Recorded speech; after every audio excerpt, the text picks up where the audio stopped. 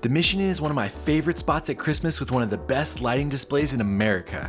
I've always wanted to stay here, so when I spotted a Black Friday deal for under $200 for a night during the holidays, I couldn't resist. Here's our family's trip to this historic hotel. We made it to the Mission Inn Hotel in Riverside. It doesn't look too cool right now, but in about an hour, 10 million lights are gonna come on and it's gonna be crazy. Are you guys excited to stay tonight? Yeah, snowflakes. We got down there at around 3 p.m. to walk around and see what it looked like before the lights came on and before we could check into our hotel.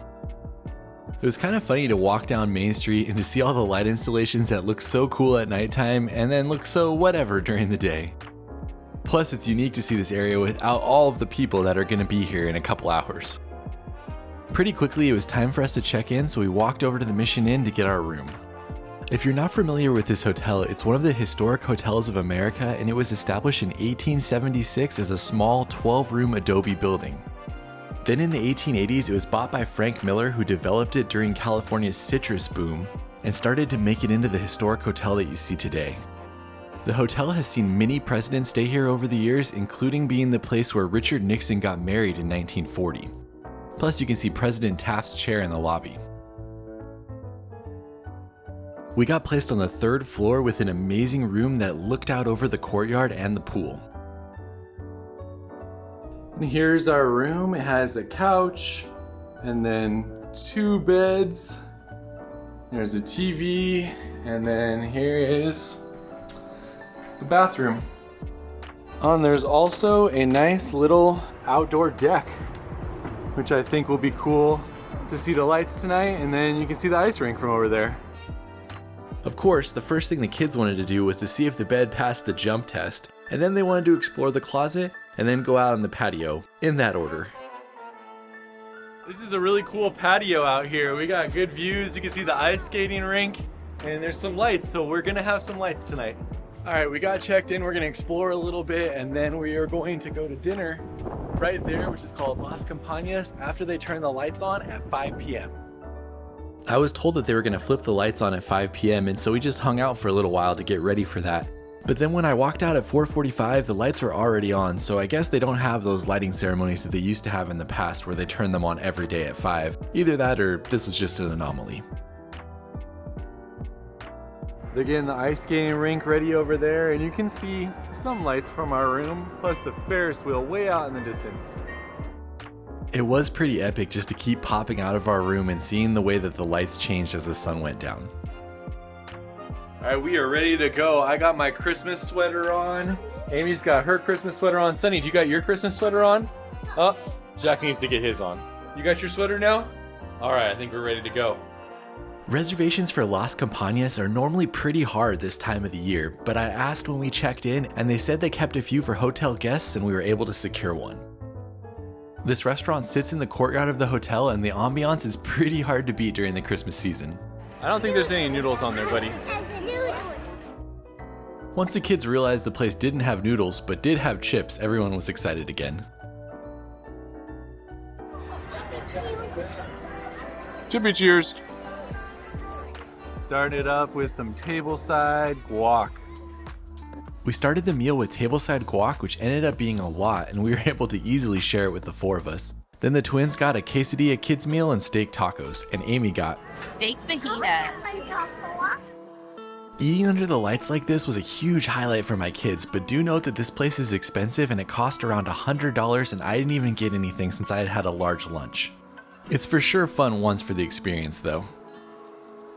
Leaving dinner, it was time to walk around and experience the Festival of Lights. Jack, what do you think, buddy? Love it, love it, love it, love it, love it. I love it too. If you want to see my complete guide to the Festival of Lights, check out that video in the description, as in this video we're basically just hanging around the hotel. And right now you can't get inside unless you're staying at the Mission Inn. It's good that we weren't trying to do too much, as there were hordes of people here and it was hard to even walk down the main walkways. This is the first time I've seen the pool at the Festival of Lights. That's an amazing reflection. Yeah, pretty fun place to swim, that's for sure. Next up, we headed over to Casey's Cupcakes, which was created by Casey, who is the daughter of Kelly and Dwayne Roberts, the owners of the Mission Inn. She won Food Network's Cupcake Wars in 2011, which is what put this spot on the map. We let the kids pick and they went with confetti and strawberry as their two choices. Strawberry's good. We came to the cupcake shop and the light was off, and so we just walked in, light turned on, and we were able to get our cupcake, and now there's a ton of people in line, so it worked out pretty well for us. We're gonna explore a little bit. All right, two things. First, that dinner was actually pretty good. The ambience is incredible, but it is very expensive. Second, it is so busy. It's a Tuesday about a week before Christmas, and I'm actually shocked by how many people are down here. Still beautiful though. I mean, of course it's going to be busier as it gets closer to Christmas, but I assumed that on a weekday it wouldn't be too bad. If you're coming next year, definitely come early in the month and on a weekday if you can, as that's the best way to experience it. What's really cool is that that is our room right there. We barely fit. We can make it though, huh? We're good. No one else can come in. I have to say, it's pretty incredible to be able to walk through the side entrance, come in here and hang out, and then just be above everything looking down on the Festival of Lights. It's beautiful, and there's just nobody up here, which is way better. I would venture to say this is probably one of the coolest hotels you can stay at for Christmas time in California. The main benefit to staying here is being able to walk around the entire hotel at night. The way it's lit up from the interior, the portion you can't even see when you're walking through the courtyard, is something you'll never forget. I mean, just look at these views. It feels like something out of some huge, big budget Hollywood movie for Christmas. I can't even fathom how many people and how long it would take to set all of this up. Our last stop before bed was to head over to the famous spiral staircase. I love it. It's like a waterfall. I love it. It's like a waterfall and I love it. I agree. Love it. It's amazing. I agree. I know I've already said it before, but this is an incredible experience at Christmas time. Walking around and seeing all of the decorations, it is so beautiful. I will say that this hour we spent walking around the hotel at about 7:30 at night is probably a core memory for my family now. We had so much fun just taking in the beauty of this unique hotel. Alright, just finishing our Christmas story and we're heading to bed. We will see you tomorrow. Since the kids go to bed at around 7:30, I did go out and explore the hotel some more myself. Look at how many people are coming through on a Tuesday, and the guy that's working here told me that this is a 3 out of 10, and that on the weekends you can barely walk through there because he said it's like Disneyland. It's just so cool that you can roam around and take in all of these different views, and there's something special about being this high up and seeing how beautiful the hotel's decorated.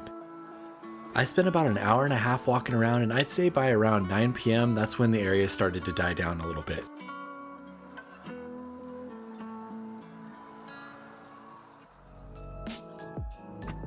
I mean, it's not as cool as when all the lights are on, but it's still a pretty awesome hotel. Let's go get something to eat. When your kids get up around 6:30 in the morning, it's pretty easy to have the hotel all to yourself. We decided to walk down Main Street to one of our favorite coffee shops in Riverside, and luckily it's also one that opens at 7 a.m. Here's our breakfast spot, Arcade Coffee House. This place is basically a Riverside institution with multiple locations all around the city. Anytime I'm in this area, I always find myself at the downtown location though. They make fantastic lattes here with rotating seasonal syrups that are always my favorite. Plus they have great pastries and they now have a full menu where you can get breakfast and lunch. Egg and cheese sandwich and bacon, eggs, and potatoes. Not bad. And with that, our night at the Mission was done. That was actually a really, really fun experience. Did you guys like it? Yeah. Yes. Yeah? What'd you think? It was awesome. So cool to see the lights with the kids like that. Yeah, and just being able to stay there and explore, it's just a whole different vibe. We'll see you on the next one. Ho, ho, ho. Bye, camera. Bye, camera. Bye, camera. Bye, camera.